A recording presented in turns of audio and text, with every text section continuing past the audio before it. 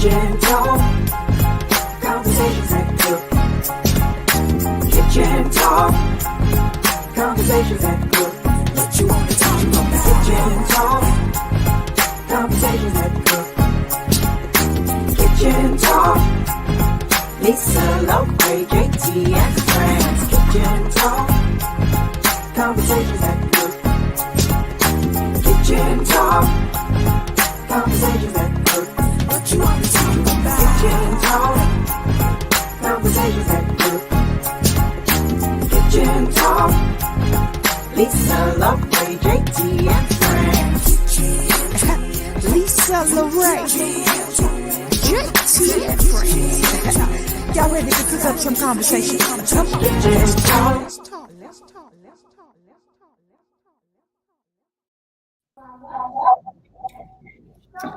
Hey. Howdy. How y'all doing? We back another week. Another week. Kitchen Talk CTC. Conversations that cook. And that's what they do. Yes. I'm super excited. So let me say this. We are sending light and love to JT during this time. So those who know the power of prayer and positive energy, if you would just speak his name during for him and his family during this time. So we will miss him again this week and look forward to him joining us next week and bringing the funny back. Although, you know what, friends, we've been kind of holding it down a little bit. I would agree. I would agree. We've been kind of holding it down a little bit. So here we are, another Thursday night, 9:00 for Kitchen Talk. I am so excited. So tonight we are celebrating, acknowledging, talking about all of that good stuff. The act of fathering. So that is my little theatrical drama title. Mm-hmm. So I know I'm a writer, right? I couldn't just say we celebrate fatherhood. Nah, we got to go deeper than that. We got to do more than that. Y'all know how I do. So tonight, joining France and I in the kitchen is my wonderful big little brother. And I always called him that because I am 5 feet tall. He is 6'4", but he is my younger brother. Oh, okay. That's why I call him that. So, you know, they say, and I always say this whenever I talk about him, they say you can't choose your family. Mm-hmm. And this is so not true because our parents decided to get married. And then we decided to be brother and sister. I don't know whether it happened overnight, but somewhere down the road, we fell in love with each other like brother and sister. And when I tell you this dude right here, this is my dude. Like, hands down. Yeah. So you can't talk about him to me, and you can't talk about me to him. Nope. And so when the world say, "Oh, that's your stepsister," or that's my brother, that's my sister. That's how we do. So welcome, Christopher Horne. Yeah. Thank you so much. Excited to be on the show. I've always been on the receiving end of the broadcast through YouTube and watching the streaming, so it's always interesting to now be on the program. So yes, you are in the broadcast room. How about You're that? in the kitchen. You're in the kitchen. Yeah. And thank you for being in your kitchen. Thank you. This is decorations by my lovely wife and all that. You know, I still just recently learned to match dark navy blue and black socks away from each other. So anything that looks good is certainly her. I'm laughing because my cousin was here for the week, and we were just kind of talking about marriage and, you know, relationships, and, you know, his wife still doing a lot of the things for him. Yeah. I mean, I try to do some things to assert some equality here. I do the laundry. She's the better cook. The stands. I can't get her outside. The yard work, no, that's going to be me no matter what. Right. But she does As a it lot. should be. It's not that hard. But that's not our show tonight. That's not our show tonight. That's not our show. But it's definitely a partnership where we both bring everything, and it's working, and I'm excited.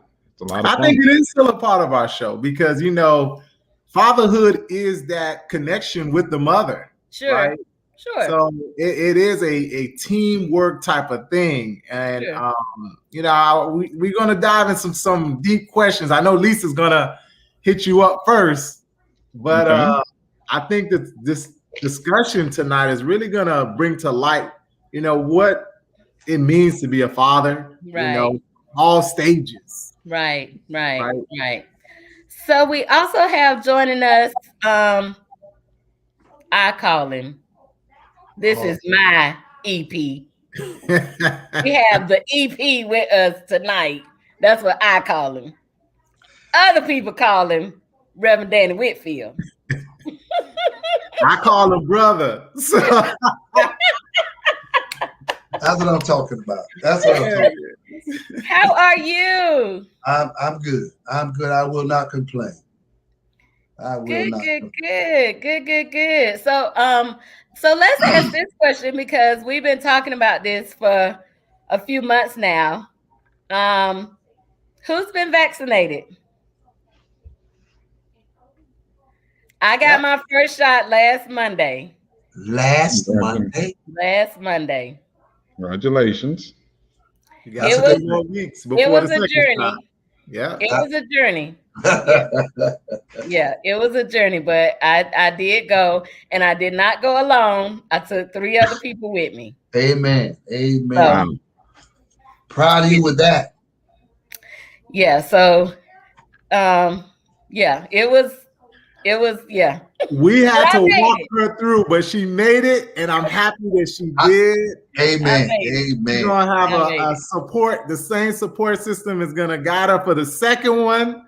I think they're more excited for you to get the second one. The second one's going to be the storyteller. Go ahead and start taking Tylenol like 2 nights before. That's right. And go ahead and that day I have heard that so many times. So I just said that to Alisa today. I was like, look, we're going to start drinking juice, vitamin C, getting us some vitamin C. A lot of water. Take a round of, plenty of water. I was like, we ain't starting the day before. We starting a few days before. So we could be all right. Get the shot on Friday. Don't get it on Wednesday and think you're going to do the show. Just Friday. No, I'm going back on Monday because if I'm going to be sick getting this shot, it's going to be during work people time. Not wow. Hey, listen. You ain't just on my weekend. I agree with that. And that's most employers should be pushing their staff and people to get the shot, even if it means they're going to lose a few days. But you want your people to be healthy, right? Right. Exactly. Yeah, but the lawyers have gotten into it, and there still hasn't been a consensus on whether or not you can get rid of the liability of somebody gets the shot and then it triggers some kind of health cause and that liability. But at the same time, there's still, I know Rutgers mandated that anybody coming on campus in the fall has to be vaccinated. And I think there's at least 3 different trials making its way through the courts on whether or not that was constitutional. You have the standard of the schools where, to start kindergarten, you got to have measles, mumps, rubella, whooping cough, and all those other vaccines. That's right. Say, well, all those vaccines went through 5-10 years of trials. Correct. For emergency use authorization only, not full approval. So does that make a difference? Yeah. So, it's something working in the healthcare industry where I am in the hospital. You still have nurses who refuse to take it. Yeah. Yeah. And we're working with patients every day. Yeah. That's a sad commentary for me. It is, but I mean, honestly, it is something that you really have to be ready for. It's not the shot itself. That wasn't what I was tripping. It's just, it was just all of the unknown. The unknown about the virus, that we still don't know, the unknown and the seeming to be quickness of the vaccine. You know, yeah, that's been the major thing with most people. Yeah. They got it too. It came too quick. Yeah, it's just the unknown. Yeah, It's the unknown that gets everybody. So hey, we done got way. See, that's what friends do to me. He just take us way off topic. I asked the question right, didn't I? I was waiting. Good transition for you, though. Hey, Ro, I got a good transition for you. Here we go. The unknown of fatherhood. The unknown. Both of you are fathers, right? Yeah. What did that feel like before you had, your first child, and it was the unknown? This is you're bringing your first child into the world. What was that like? What was on your mindset like during that first child? First thing you think about is, after seeing so many father figures, what do I bring to the table with this life that I'm bringing to the world? Am I going to be able to be that father that I need to be? Yeah. Seeing so many other examples around me. Now I'm faced with, here's a life coming into being. Yeah. What am I going to be like? Am I going to be the right kind of father? Or am I going to be that father that's just present but has no hands-on with this life that I'm going to bring into being? Okay. Because you can father a child and not be a father. Come on. There it is. There was a Maynard Jackson, frat brother of mine, first convention, fraternity convention I went to. He said something profound. And it was a time where brothers were just having babies just to have babies. Yep. But his statement at that convention was this: any man can have a baby, but it takes a real man to take care of one. That's right. That's right. And when he said that hit me like a ton of bricks. Yeah. Okay, you got to do what you need to do in order to be the father that you need to be. Though I came up in a fatherless home, I had to take my examples from those whom I saw. Yes. And take that and conform that to what I thought daddy ought to be. Yeah. And work that. Well, and I think too, just so not having your literal example in the house, you didn't take that and just say, well, I don't know how to do that, so I ain't gonna do it. You actually went the polar opposite and was like, you know what? I know I didn't like it, so let me correct it on my end. Absolutely. And in essence, in some ways, maybe even broke kind of a generational curse in that aspect. Absolutely, because there were examples that I saw, and not all of them were good. Not all of them were good, but I saw some good examples that I could sit in the homes of friends and watch the relationship that was going on between the kids and their dad. And I said, okay, that's good. You have to sit sometimes and decipher what's good, hold on to, what don't get good to you, throw it out. Right. Throw it out. Yeah. Chris, what about you? Well, First day being a father. I'm unique not unique, but certainly each of my opportunities to be a father came with a choice. So that I have no biological children of my own. However, when I married, was it 3 years ago, gained 2 children. with nieces, nephews, godsons, goddaughters. I've never lacked for the opportunity to parent or give back. Right. Volunteering, work at the church. I've always been, I guess, fairly good with kids. And even to, Reverend Danny's point about the examples. I grew up, my mother and my father weren't in the same household, but my father was very active. I had uncles, I had grandparents. I mean, I had a village up and down I-10 that raised me. So I knew how to take care of, how to be taken care of, and what that looked like. And in turn, as I grew up, matriculated, went through FAM and everything, I did not lack for role models. And I recognize the blessing that comes with, in the church, out of church. I mean, there are so many examples of people trying to do right and to make a difference with people. Yeah. So it was, I won't say easy, but it was clear this is the example. Yes. Blessed, this is what I should do to continue forward. Yeah. Now, all of my parenting hasn't been great. I can talk about taking my niece to Governor Square Mall in a little stroller. Yes, I'm giving my sister help in a break.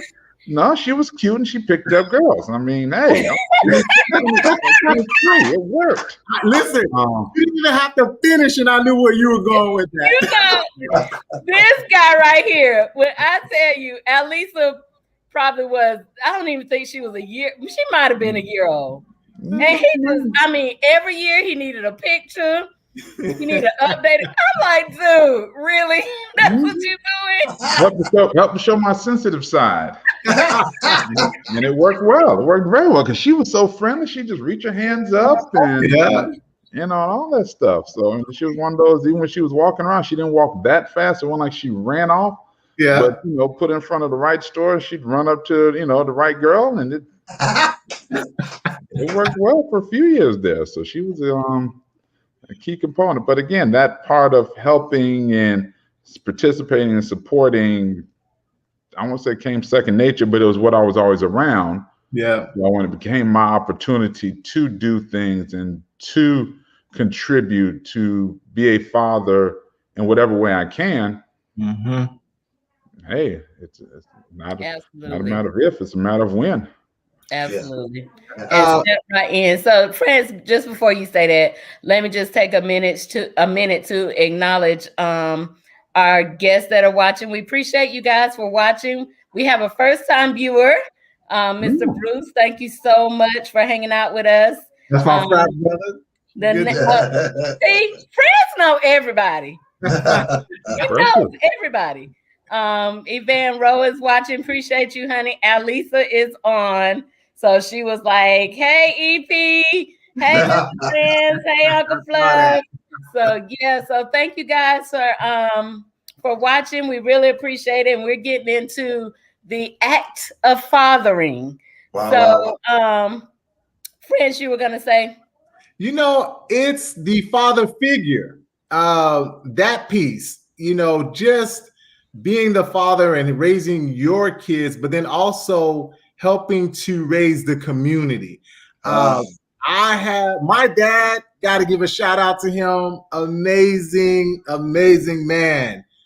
He did a phenomenal job raising not just the four of us, but also being very active in our church, very active in our community.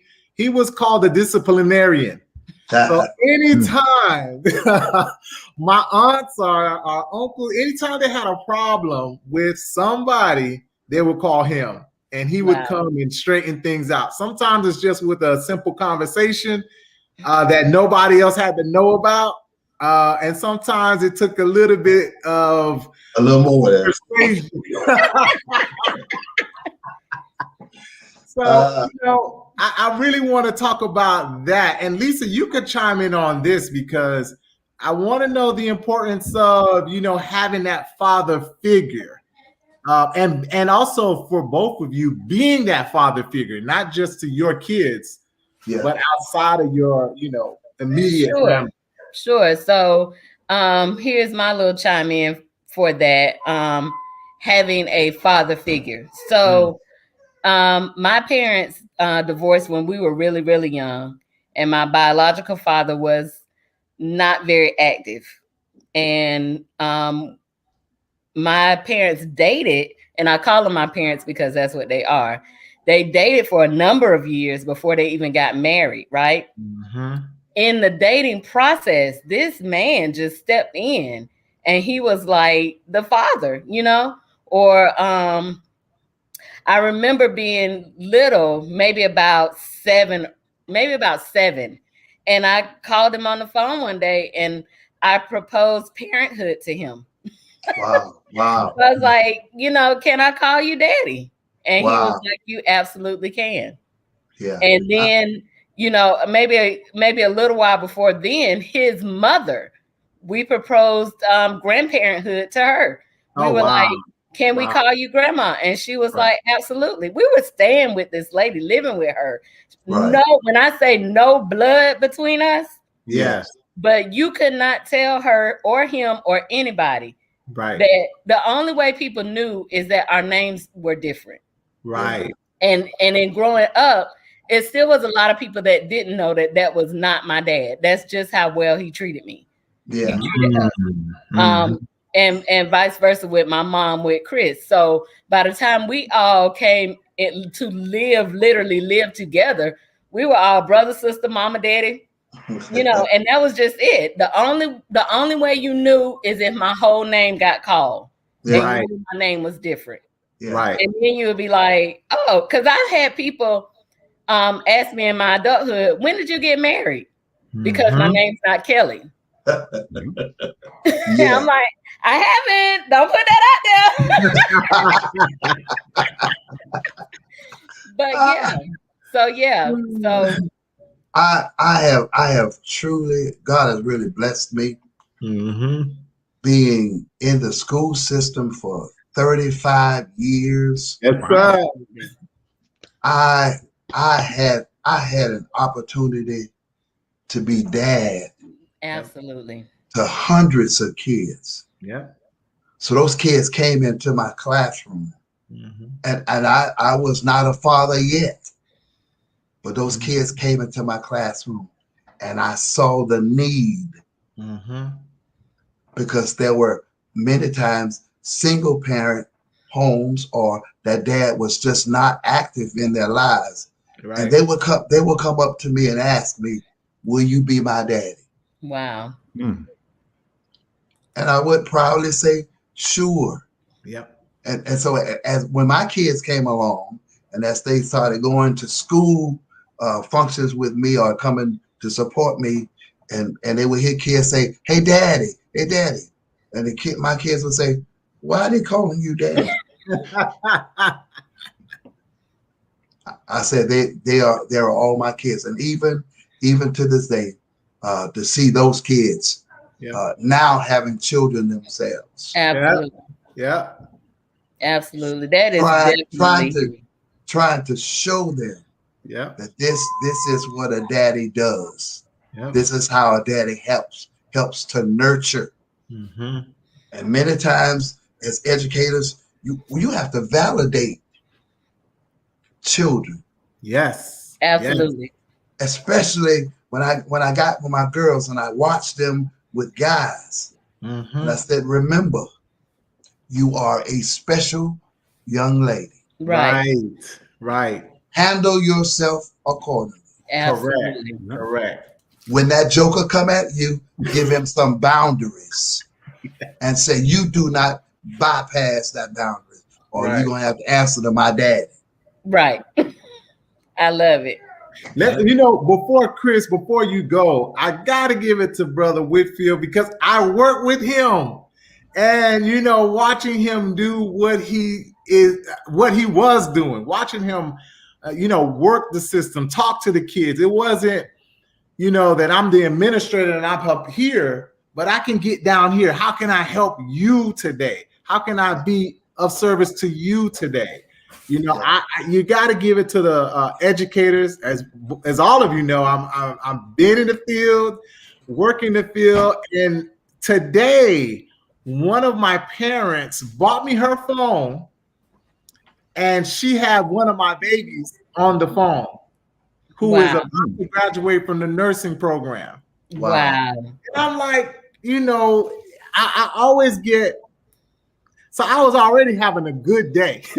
Right. Yeah. That just took me over the moon to see, you know, the fruits of your labor. Yeah. Right. Yeah. Watching my kids when I first moved to Tallahassee, that they have kids now, that they're parents now, that they're buying homes, that they're trying to do the best and the right thing by their kids. I mean, that's going to go to my next question. So Chris, go ahead, man. I mean, going back to the whole example that I've been able to step in and, be Uncle Daddy to my niece and to so many other people, and even at church where, they've asked, hey, can you help me with this? Can you help me with that? I mean, as much of it is about just a desire to help and a desire to serve as it is, just realizing being touched by being part of people's lives, being part of people's experiences, and enjoying. I've had fun. Yes. I remember, talking with my niece about, got boys, and I always had this because my niece is, at least 5'2", 5'3". Real and cute. so just out of fun, 9th grade, I'm like, hey, why don't you go with your uncle down to Miami for spring break? And she's a freshman in high school, and she thought this was going to be the coolest thing ever, and she was going to run amok and meet all these guys and stuff. Not realizing you got a 6'4", 300-pound man standing right beside you No with guys a coming. towel on his face. You can look as cute as you think you want to, but the breeze blowing by you, as these guys are like, they don't even see you. Right. They just see the shadow over you. And she complains about not wondering why she didn't get any attention. I'm like, baby, I don't know. Just, just out here having a good time. For her to understand that, she thought as me being me, no, you're special. If they can't see the, the value of you to come up and say something to me, the best for all of us is they just keep moving. Absolutely. Absolutely. Absolutely. But to your point, Reverend, about that you are special and there are boundaries. Some boundaries she can set, and some boundaries I'll be more than happy to cast a shadow to help frame what that looks like. That's right. And that's in sisterhood too. Oh, yeah. Although when we out together, I'll be like, hey, brother. Don't get it twisted. Right. Lisa's more than capable of caring for herself. I just need to just be there to move stuff around and reach high cabinets. Exactly. And drive me across the country. Oh, that was a blast. And that little, what was it, Chevrolet Cruze or something? It was a Chevy Cruze, complex. She loaded up to the hilt. It was something. It was something. Let's take this question from Evan Rose. So she said, is there a difference between being a father and being a daddy, or are the terms interchangeable? I would say it depends on how you view it. Like, I think daddy is like an affectionate term. Like, I don't call my father. So I would call, when my biological father, we tried to develop, we had like a small relationship. I would call him father.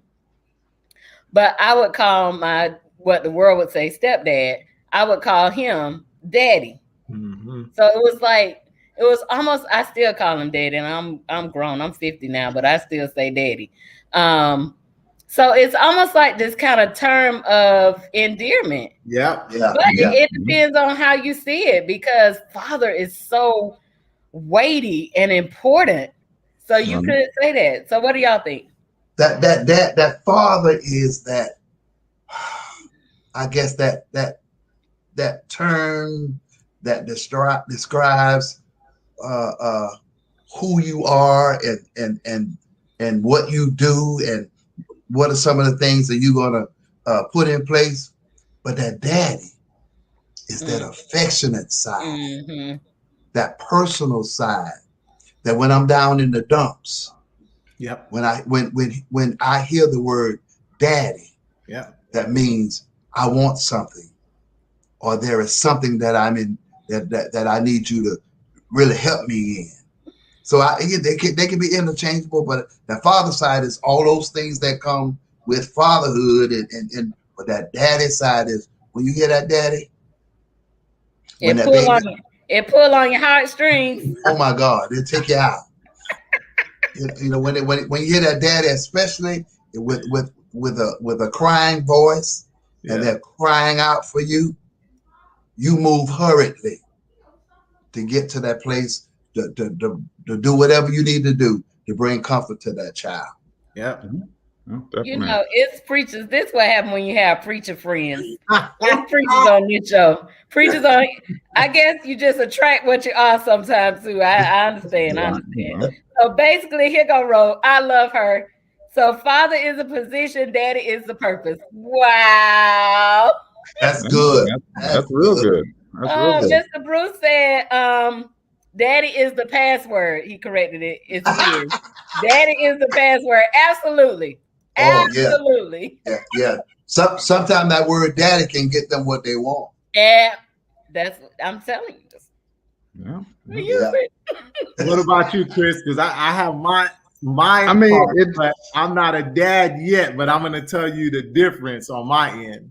I mean, again, the Reverend Danny, the whole thing around the father's the position, the framework, the kind of the expectations. And I believe that, and daddy has that more affectionate, loving tone. And certainly there have been a number of people in my life that have been a father, have been a disciplinarian, have been hey, I need to, pull you to the side and talk to you about some things and guide you on the right path or away from a different direction. And I've had more of those conversations, with men that weren't biologically my father. And then, yes, I have a dad, and I have a number of uncles that I, affectionately have been there and played jokes and taken me places and shown me things and taught me how to do stuff. So certainly, that I think in the best case scenario, you have both relationships with multiple people, i.e., the village.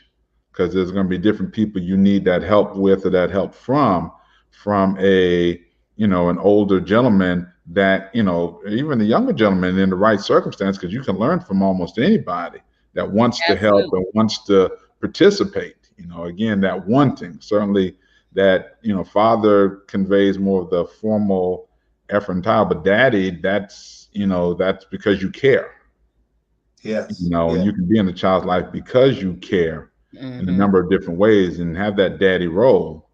Works with the wife. Mr. Bruce, this show is at nighttime, but it's not an after dark show. No, but Mr. Bruce got it right though, because that's what we said earlier, right? It is a partnership. It is definitely a partnership. Absolutely. For me, the father is the responsibility. When you say father, that's the buck stops here, right? Father takes care of the business. Father fixes the problems. Father brings in, a whole lot of weight to it. The daddy part is, beyond just being the father, it's the daddy, right? To help out with the things that the emotional side, the things that we don't really talk about all the time, like the bedtime stories and, just the little things that we might miss. That to me is the daddy part. My dad cringed the day we stopped calling him daddy and we called him dad. He's like, no. I want you to still call me daddy, but. Is that a boy thing? I don't know. I think all of us kind of came to a consensus that we wanted to start calling him dad, right? And he's like, nah. I'm not really using a Y at the end of any man unless it's part of his formal first name, Reverend Danny, for example. Right. But daddy, it's a boy thing. It's old man, OG, any number of terms. But daddy, man, no. Yeah, it's dad. I prefer the boys to call me dad. Girls, daddy. Right. Yeah. So I asked you these questions because there's a piece that I was looking at in terms of the absence of the Black father. Woo, boy. Right? Like the Black father doesn't exist. And I wanted to frame it in both ways, not just the fathers who brought, you know, life into this world, who helped brought life into this world, but also the father figures like myself. I don't have any kids, but we're still in the game. We're still trying to help and change lives and motivate and mold the next generation. Yes. And there's a narrative that's being put out that the Black father does not exist. And more importantly, they're trying to wipe out the Black father in the equation when it comes to the Black family. What are your thoughts on that? Well, I think one that, you know, there is a numerical difference in that as African Americans are a much higher percentage of the prison population, and it's simply difficult to be in a parenting role when you are incarcerated. So I, you know, one, acknowledge that. Two, you know, community, we don't come together as a community as much as we used to. Our churches aren't as full, we aren't as active, we are so attached to our phones instead of attached to each other or attached to, you know, God. So certainly that's an aspect. With that said, I believe that, you know, if you are willing to participate, for most people, there are father figures out there. Mm-hmm. You may not have your father biologically, but there's somebody that, you know, can be involved that God can use to provide much of those things. And shouts out to the women who flat out make it happen day in and day out for their children. They have to play both roles because there's no plan B. There's no safety net. Either she does it or it doesn't get done. But I think that narrative of, you know, absent Black father, I think, is overplayed.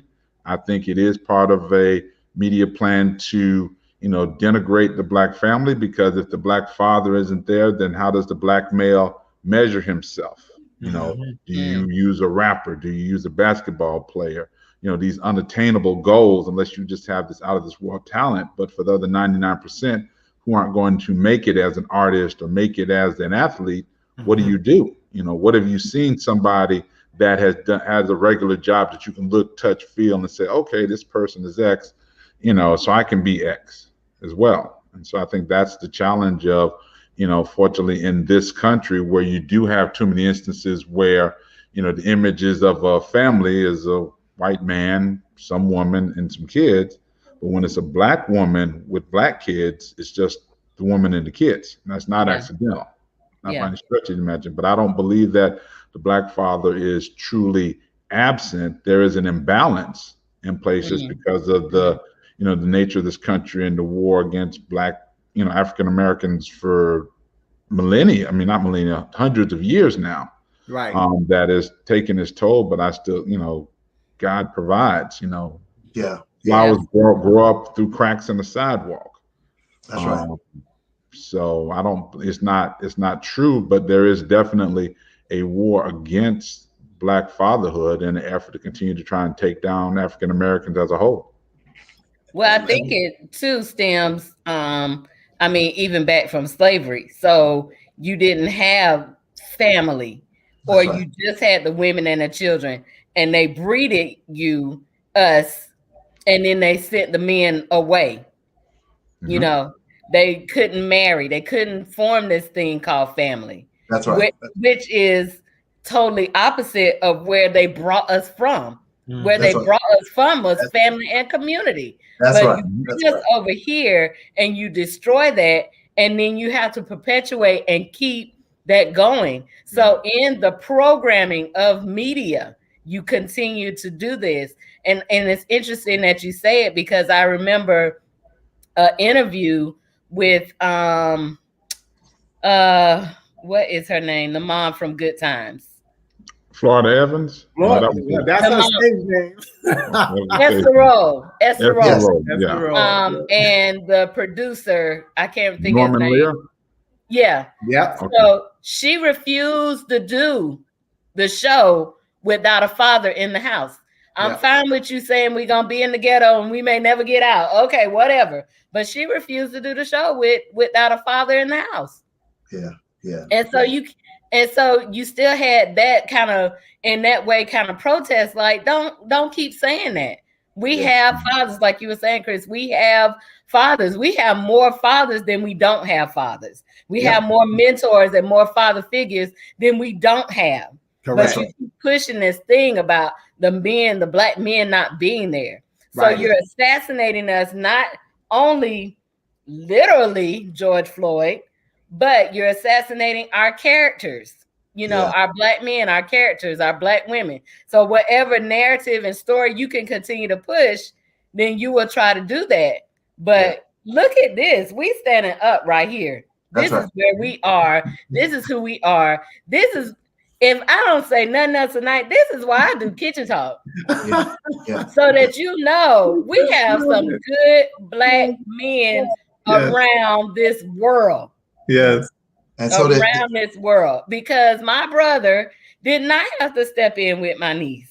Yeah. And that's not to say her father wasn't there, but he took such an active role with her. That's right. He didn't have to do that. That's right. He has goddaughters. He doesn't have to do that. He has godsons. He doesn't have to do that. You have men like Fransley Moise. Yeah. He don't have to do that. He can live his life. He's single and free. Yeah. Yeah. You have men like the EP who participates in the act of fathering every day with students, with all, and not even students. Let's take it to the church. He pastors. When you pastor and pastor well, that is the act of fathering. That's right. That's right. And it's when I look at the church, everything that we do, how we work, it has to go outside those four walls. Absolutely. Right. So their intent was to destroy us by saying there is an absence. Correct. Absolutely. But we have to develop the mentality that each one will reach one. Correct. When we see the need, when God gives us the discernment to say that young man right there needs somebody. Absolutely. To give direction to. Mom is struggling. She's trying to make it, and she needs that she knows that boy needs direction. I can't give it. But we as brothers, they may not be our children. Right. But our heart says to us, we can't lose another generation. Absolutely. We have to go to work and save. Guess what? We may not be able to save all of them. Correct. But we're going to make the attempt. Absolutely. To reach as many as we can. And guess what? That example will give that young man who we're pulling over to say to them, somebody did it for me. Let I gotta me do pass it. it on. Absolutely. I'm that person. Yep. Absolutely. It keeps going. And they can say all they wanted, that we're dysfunctional. No, we're not dysfunctional, baby. We're not dysfunctional. We got it together. I love what Bruce said, man. We should see ourselves when we see them. And that's essentially what it is. That's going to go to my next question, which is the future of fatherhood, right? But I have to say that it's important that we have to break the narrative, right? And I think the other thing is that people don't see what you all are doing. It's not just being the father in my own home, right? Yes. You're a coach. You're a reverend. You're a godfather. I'm a godfather. I have a godson who's getting ready to graduate very soon from Florida A&M University. That's my first. I have goddaughters. I actually have 3 godsons, 2 goddaughters. They just keep giving to me. You know what I mean? So you got to be actively engaged in the process, being role models. I think that is what's not shared. The black man goes above and beyond what it means to be a father figure. Absolutely. Just a dad, right? You're helping where you see that there needs help. Just like Brother Whitfield just stated, you're doing more. And I think our society definitely does not want that light to shine on there. But I'm gonna tell you, man, we've been doing such a great job. You can't, but not, and I know that's wrong. It's all right. Not let that light not shine. Right. Yes, sir. It's Yes, so sir. bright. When I just think about the brothers that I know that they're holding multiple roles. It's not just dad to my kids. It's Right. I do a mentoring program. I'm working with this kid. I got nieces, nephews.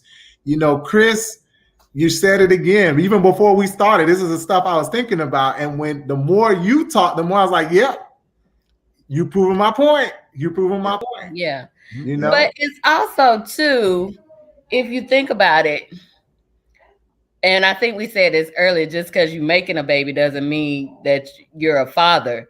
right. And then how can a 17-year-old, they ain't even grown up themselves, and I said grown up. How are they fathering? You know, and so it is up to the village That's to right. step in. That's right. That's right. And not just say, oh, that was them, they did that, let them figure it out. No, it is really up to the village to step in. Even the women most times have to do it, because the child comes out of them, that unless they put it up for adoption, it's gonna stay with them. You know what I mean? The child is gonna stay with them. The father can be this place, that place, and the other. But it is up to the village, and not just up to the village to help take care of that child, but up to the village to take that young man to the side and say, look, you got the man up. That's right. That's right. So that's that. I'm going to hold my last question to really bring this question, because you made a valid point. And Brother Whitfield and Chris, I think this will be a good one for you. As a young father, how was it important to have other father figures help you through that process while you were a dad, right? So having that village help you to become a stronger father. How important was that piece? For me, early, especially early in marriage, my dad was not present. So I did not have anything to follow. It was people in the church that I kept my focus on. I watched how they cared for their children, how those boundaries were set, how principles were set, that we do this way. Right. And so I gleaned from what I saw.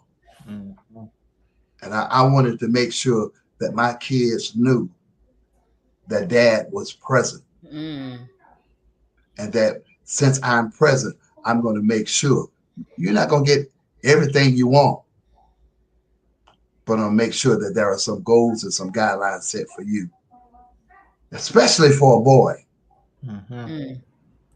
That you watch me, because our young men, our sons, have their eyes on us, and they watch what we do. Absolutely. And so we have to be great examples, right? So they can know, that don't feel right there. Right. Let's not go there. But they saw something in you. My late son, he said something to me profoundly, when we talking about marriage. And we got to get our boys ready to take on a wife. Yes. In order to take on a wife, they got to know how to treat a wife. That's right. That's right. And so one question my son and my daughter, they asked me this: why is it that all of the years y'all been married, all the years we've been in the house, we never saw you all argue? I was just saying that to a group of friends of mine. My parents did a great job. Yeah. But I never saw them like I knew they were upset. Yeah. But I never saw them argue. So I said, yes, we do. Yeah. Guess what? It's never in your presence. Correct. It's when those doors are closed. Right. And we have an opportunity to share what we agree and disagree with. And guess what? Every time we step out with you or to you, you're going to know that there is a united front. Right. Because we are example setters. This village mentality has to come back. I remember coming up as a baby boom in the early days, the whole community took care of each other. Mm-hmm. Your demeanor, how you acted, how you conducted yourself in that community, you were accountable. Right. Not just to your daddy, but all them other daddies in that community who saw you. And that's what I was really getting at, where fathers are helping fathers, right? Fathers are pushing fathers to take it to the next level. Fathers are encouraging each other, right? When times get tough, because as you stated, it's not always easy. But you need that village, if you want to call it a village or team or a group of people to help you through. What do you think, Chris? Well, I mean, I had examples. I mean, my father reached out and, cared for Lisa when she was very young. I had uncles. Proud father Bernard Moon Kelly, and anywhere in Tallahassee, they looked at me and were like, "You Moon boy?" Yes, God. So I didn't have too much opportunity to act too crazy No. because somebody knew Moon, or Right. somebody knew somebody knew somebody. Right. So it's like it wasn't gonna be too far. I could go stray before somebody said something to someone. Absolutely. So that I come from growing up in the village, and so now I'm participating as part of that village. And I lived 15 years in DC and was happy to say, hey, if you ever come up north, I'm that relative up north. Yeah. Some families have it. Hey, if you get anywhere near New York, DC, Philly, Boston, whatever you need, I can be there and I can help to do that. I had a cousin that graduated from Florida and went to Howard Medical School. Mm-hmm. Well, it wasn't a question where she was going to stay. Right. It was a matter of, okay, how do we make these 4 years work? Right. And that was a great opportunity for me to give back because her mom and dad, my uncle and aunt, did so much to raise me when I was young. Yeah. So absolutely, so I can't say that, it was just the father. It was, I'm a product of the village and a proud product to participate in it now and to give back where I can and when I can and however I can. And so for me, that example of being there, being present and making an effort. I always tell, my son about effort, trying, if you're not going to try, then why even bother?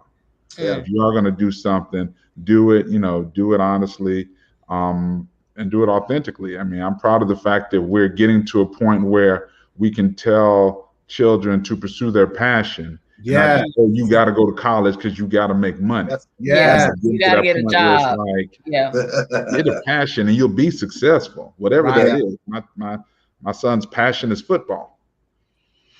Okay, there's no major in football in college, but if that's going to get you to keep your grades up, and if that's going to get you to finish your undergraduate degree, and that's your passion, man, whatever you feel, whatever will get you up at 6 a.m. Right. Getting up 6 a.m, 5 a.m. is hard. And if you find something that will get you up, go after it as hard as you can. You got my full support. You got whatever resources we need to help you go somewhere to get moving.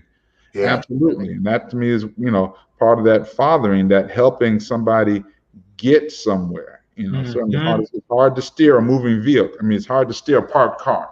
You got to be moving for us to be able to leverage anything else. So what I can do, hey, pick some direction, move that direction, and we'll help you get some momentum to leverage where you're going. So Mr. Bruce is throwing out jobs, careers for football. I see Mr. Bruce. I like where Bruce is going. Right. And you know what? It goes to what you said, Chris, right? You got to be moving. So you might move into player, and then from player, you move into coach, and from coach, you move into, management. From management, you move into owning the team. So we got I think that's the other role of a father, is to provide that guidance too, right? To help make that vision clear and to say, hey, let's move. Let's get it. Yeah. Let me ask this question. Go ahead, Lisa. Is it a difference between raising a boy and raising a girl? Or do you love them all the same? I've heard that all. I'm like, you cannot love all your You children love them exactly the differently. same. You have to love them differently because they're different people. You know, That's they're right. different spirits endowed by the Creator with different talents. They're each going to try you in different ways. Yes, sir. My daughter, I love her dearly, but there's unique things about her, and it's just like, okay, you got way too much energy. Just you know. And my son and I, you know, coming through high school, you know, you can kind of see him doing some things, but all right, let me just explain something to you right quick before your mama find out, you know, ... If you're going to do this, can you at least do this? You know, cover your tracks better. Don't make it easy. And if anybody know how to cover tracks, oh, I'm sorry. Was I? Don't hate that I figured out how to catch a bus. Wrong show, Lisa. Around on Saturdays to get given more work. I'm gonna do my chores, and I'm getting out of Dodge. Right. Yeah. It's different for both of them because you're trying to put something different in each one of them. My son he would try you. He would really try. He would take it to the limit. But with my daughter, all I had to do was show these big pop eyes one time. She was straight. Yeah. But what was different for them, my girls, I wanted to make sure that as a father, that I validated her, Mm-hmm. that I said to her, you are special. You don't take foolishness from anybody. Mm-hmm. You make them respect you, and you are to be respected. Don't take no wooden nickels. Mm-hmm. I'd go to my son. You have to be responsible and know this. Your name means something. Mm. If you mess it up, many times you can't get it back. Mm. So whatever you do it with a level of excellence that it's going to speak of who you are. And then I gave them a Moses General Miles saying. He said this, when I was in college, it did not make any sense to me.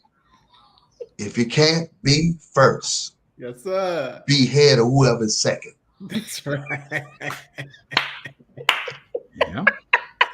You dropping them nuggets, Doc. And it was that drove me. Right. Okay, I can't be first. How am I gonna be head of whoever's second? But he was telling me, whatever you do, you give it your best. Yeah. And so as a father, those things we put in our children, that you gotta do it. You gotta do it. And especially when you say what's in a name, right. You better know what your name, you better know what your name means. Well, you know what? The other piece is who you represent, right? And you said a name right there, Moses General Miles. Brother Miles has passed on long time, but his name still resonates. As soon as you say it, people know. They know, and then they'll say, "Are you one of Miles' boys?" Right? Are you a Rattler boys? Are you one of Holmes boys? Are you one of this? So your name, it's not just really your name, but the reputation that you carry, right? So again, it goes back to that sense of community. Yeah. When it comes, it's like knowing that I represent this community. Absolutely. I represent this group of people. It's not just my family, but the people that I'm associated with, I represent them. And I think Lisa know this. I say it all the time to my young queens and to my young kings. Some people get mad at me for doing it, but I have to remind you how special you are, right? You are a king, you are a queen, and you represent somebody, right? Yeah. So it leads to my last question. I know we got 1 minute left, but the future of fatherhood. Oh boy. The future of fatherhood. I'm excited about the future of fatherhood because there are people that still care. There's still a God above. And as long as there's a God, there will be hope, and there will be people that will see the good, will choose to see the good. Yeah. And shows like this, promoting positivity, each of our own interactions, touching other people to help bring light to the day of somebody that needed that light, or bring light to that person that, like you said, somebody brought you a phone of your godchild graduated from college. That takes a good day to great. We all have our struggles, but we all have more good days than bad days. That's right. As old hymn says, I can't complain. Much of that is I choose not to. I could probably find some to complain about. But I got to look real hard, and I choose to focus on all the blessings and goodness that's all around me. Mm-hmm. And I believe the fatherhood will be good. There will be, more people that will take responsibility and participate in the raising of our children collectively. You talked about that village, and will be in, that encouragement to help more young men, when they get into that situation, choose to be more involved, and choose to be more interactive, and realize that, and be aware that the narrative they're hearing doesn't apply to them. Yes. The negative narrative doesn't apply to you.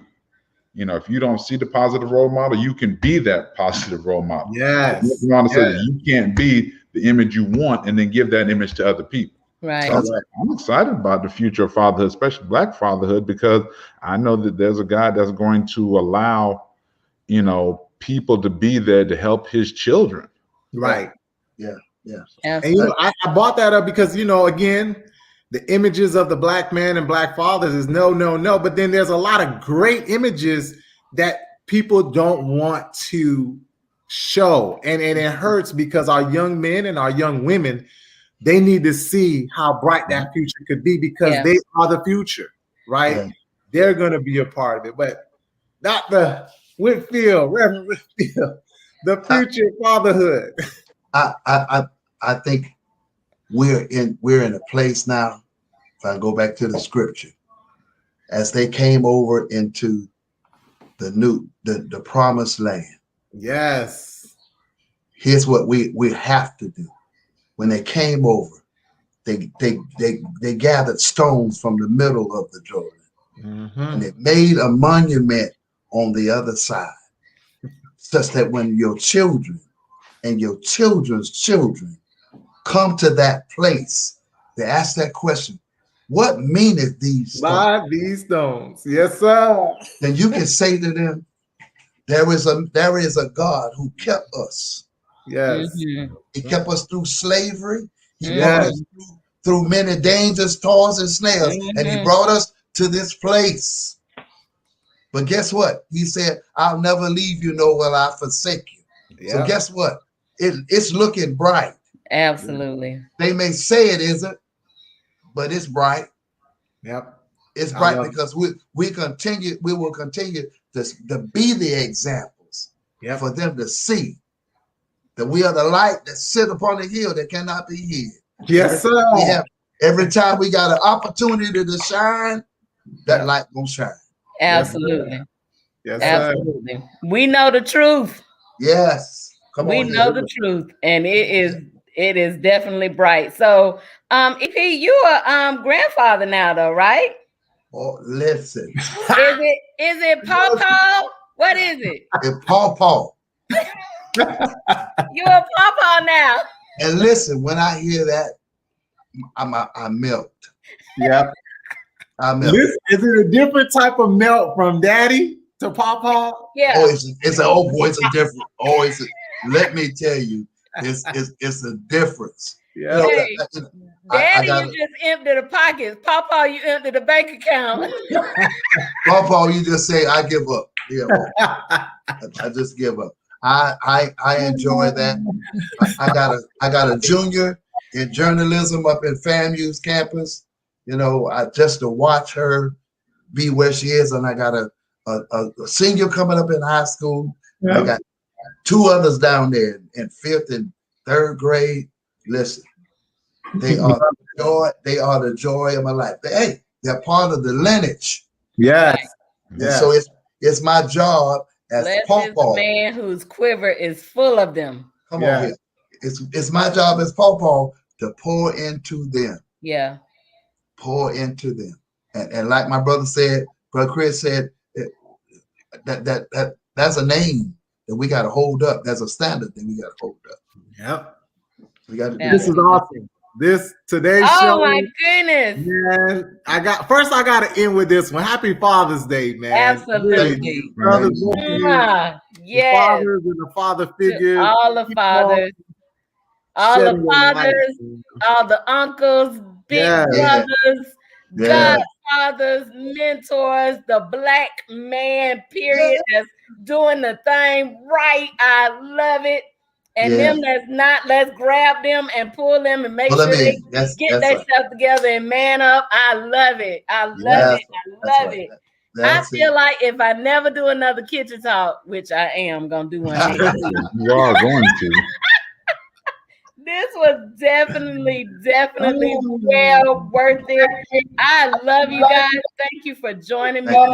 Thank you for joining us, friends, in the kitchen tonight. Oh my goodness, this was such a great show. I feel like we need to have another, just not even on Father's Day, just another Father's show. I mean, it was some stuff we still could have dug into, you know? Right. But I know it's getting past my brother's bedtime. Yeah, I'm starting to turn a little orange now. So it's getting close to that time. Listen, we are super excited that you guys joined us.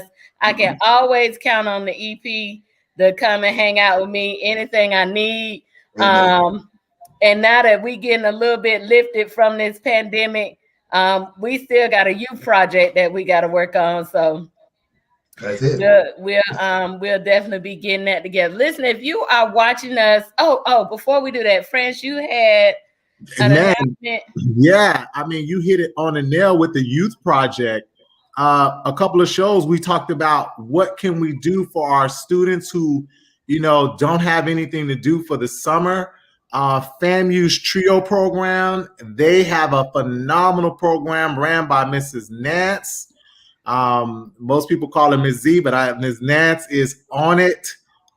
They're doing some amazing things, getting our students ready with ACT, SAT prep, college readiness, getting them to understand what it takes to fill out their college application, and even just how to make decisions. I'm actually running my program, the Chess for Life program, through them as well this summer. And I've been doing this with her I was like 8 years, I think about 8 or 9 years. Wow. And right now they are actually going back to face-to-face. So they're doing all the precautions to making sure that students are safe. But this is something to get our kids, out of the streets and doing something positive. We're gonna put the link. I put it in the chat already. Perfect. So the link is there. It's on Facebook and the YouTube chat. So you can click it, and then we'll also post it on our social media. And the link is the application. So it's an online application. There's no fuss. You just fill it out, and if you have any problems, definitely reach out to them. They are there to help you. I mean, that's what fathers, that's what the community, that's what the village is about. We're trying to put our students, our kids in the best position to win. So definitely take full advantage of it. If you have any questions, again, reach out to her. She's definitely going to be willing to help. Absolutely. Thank you. Yes, if you are watching us on YouTube, please hit that subscribe button. Yes. And that way you will get notifications when we are on, so you will never miss another great conversation. If you're watching us on Facebook, hit the like button. I think that does the same thing. Share, like, follow. Sharing is caring. So please and thank you. Share, like, subscribe, follow, all of that. Thank you all so much for hanging out with us tonight. Great comments in the chat. We really, really appreciate it. Oh, hey, Marvin. Thank you. We needed Dr. Scott on here too. Yeah, for real. I know. Honestly, I think we got to do this show again. We got to do it again. And we can't do it Father's Day 2022. We got to do it before then. Yes. Yes. So Yeah. thank you all. Thank you all. Thank you all. My engineers, shout out to Jamal. He was on vacation tonight and he usually holds us down. So hopefully I didn't do too bad of a job trying to work the background. You did good. Appreciate you guys so much. We're gonna see you next Love week. ya. Listen, next week I'm kicking the guys out the kitchen and it'll be the ladies. So All right. you know, you guys are welcome to watch and, you know, ask us any questions that you want, but we're going to talk about the journey of the Black woman. Oh, so you yeah. know, it's going to be on and popping. I have a hospital administrator coming, somebody in the collegiate field, just a whole lot of good stuff coming, journalists coming. So it's going to be, and then I'm going to be there. So if you don't come and see anybody else, just come. What else is there? Right. So yeah, so France and JT will be on vacate next week. I might just try to pop in to give a male perspective. He won't have the link, so he can only. Oh, look at that! Already. So again, happy Father's Day to all of our fathers, all of our mentors. All of our pastors, we so appreciate you all for everything that you contribute to our lives. And we pray God, I'm a Christian, so I'll go ahead and say this, and it is my show. We pray God's blessing over each and every one of you. I am not ashamed. Amen. So listen, y'all have a good night. Chris, sweet dreams. Good night. And we will see y'all next Thursday, 9 o'clock, right here. Come back and join us. Thank you all. Bye. Bye-bye.